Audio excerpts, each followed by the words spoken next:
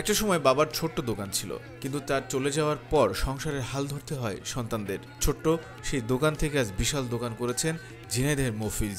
নাম দিয়েছেন গোলপাতা চা চত্বর। তার গোলপাতা চা চত্বরের চা এখন জেলা নয়, সুপরিচিতি পেয়েছে আশপাশের জেলা ও এলাকাগুলোতেও। মফিজের মজার ও স্বাদের চা খেতে হলে যেতে হবে ঝিনাইদহ অগ্নিমিনার সড়কে সাইমা ক্লিনিকের পাশে। ভিড় ঠেলে একটু ভেতরে ঢুকলেই দেখা যাবে মহাব্যস্ততায় মফিজ ও তার ভাই।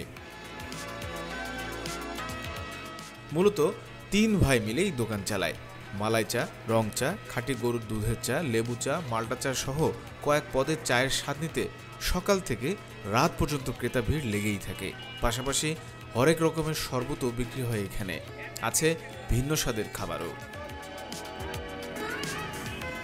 কি আছে এই চায়ে যে দূর দূরান্ত থেকে মানুষ ছুটে আসছে গোলপাতা চা চত্বরে? আমাদের ঝিনাইদহের বিখ্যাত গোলপাতা চা চত্বর। সবাই আমাকে বলছিল এখানে আসতে, একটু চা খেতে। আমি টেস্ট করেছি তাদের সব রকম লাচ্ছি, মালাই চা, স্পেশালি মালাই চাটা অসাধারণ, ফ্যান্টাস্টিক।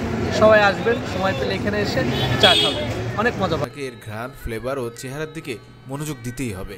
বিশেষ করে চায়ের পরিবেশনা মানুষকে বেশি টেনেছে, কেননা এখানে আপনি সাধারণ চায়ের কাপের পাশাপাশি মাটির ভাঁড়ে উপভোগ করতে পারবেন স্বাদের চা।